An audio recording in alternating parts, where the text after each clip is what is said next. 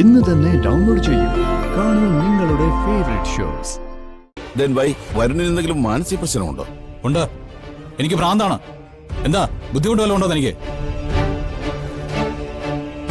Sir, അവര് ചോദിച്ചത് ആ അർത്ഥത്തിലല്ല. അതെ, വാക്കുകളുടെ അർത്ഥം എനിക്ക് നന്നായിട്ട് മനസ്സിലാവും. വരുൺ എന്തിനാ ദേഷ്യപ്പെടുന്നത്? നമ്മൾ അങ്ങനെ ഒരു ടേബിളിലല്ലോ ഇരിക്കുന്നത്. We are partners. എന്റെ ഓഫീസിൽ കയറി വരുന്നവർ എന്റെ സൗകര്യത്തിന് കാത്തിരിക്കണം. അല്ലെങ്കിലേ സംസാരിക്കാൻ എനിക്ക് അല്പം ബുദ്ധിമുട്ടുണ്ട്. വരുൺ, നിങ്ങൾ ആകെ ഇറിറ്റേറ്റഡ് ആണ്. മീറ്റിംഗ് വേണമെങ്കിൽ മറ്റൊരു ദിവസത്തേക്ക് മാറ്റിവെക്കാം. അതെ, എനിക്ക് പല ഇറിറ്റേഷൻസ് ഉണ്ട്. അതൊന്നും നിങ്ങളോട് വിശദീകരിക്കേണ്ട കാര്യം എനിക്കില്ല. Varun, you are just insulting us. Okay, നിങ്ങൾക്ക് അങ്ങനെ തോന്നിയെങ്കിൽ ഈ ബിസിനസ് നമുക്ക് ഇവിടെ വെച്ച് അവസാനിപ്പിക്കാം. എനിക്ക് നിങ്ങളുമായിട്ട് ബിസിനസ് ചെയ്യാൻ താല്പര്യമില്ല. സാർ എന്താ ഈ പറയുന്നേ? Sir please. അതെ, ഇവരെ പറഞ്ഞു വിട്ടേക്ക്. കണിമംഗല ഗ്രൂപ്പിന് ഇവരുമായിട്ട് ബിസിനസ്സിന് താല്പര്യമില്ല.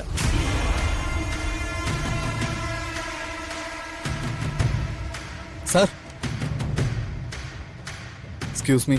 സാർ എന്തോ ടെൻഷനിലാണെന്ന് തോന്നുന്നു. അല്ലെങ്കിൽ ഇങ്ങനെ ഒന്നും. താൻ ഇനിയിപ്പോ വെള്ളപൂശാൻ നിൽക്കണ്ട. വരുൺ ആർക്കോ ഈ ബിസിനസ്സിന് കൈ കൊടുത്തിട്ടുണ്ട്. പക്ഷെ നേരെ ചൊവ്വേ അത് ഞങ്ങളോട് വിളിച്ചു പറയാനുള്ള ഒരു മര്യാദ കാണിക്കാമായിരുന്നു. സാർ, അങ്ങനെയൊന്നുമല്ല.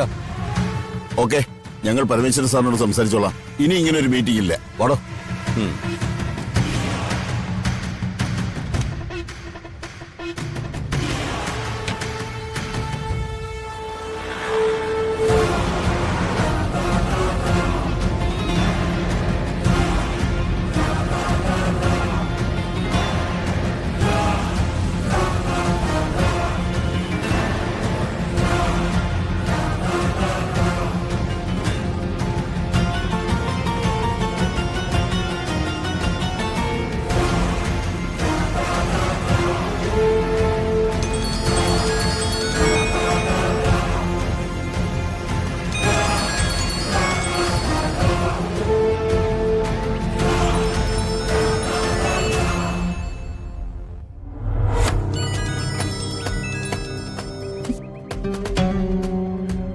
ഹലോ രാധിക, താനിപ്പോ എവിടെയാ? ഞാൻ മ്യൂസിക് സ്കൂളിലാ. അല്ല, ഞാനിപ്പോ അങ്ങോട്ട് വരാം.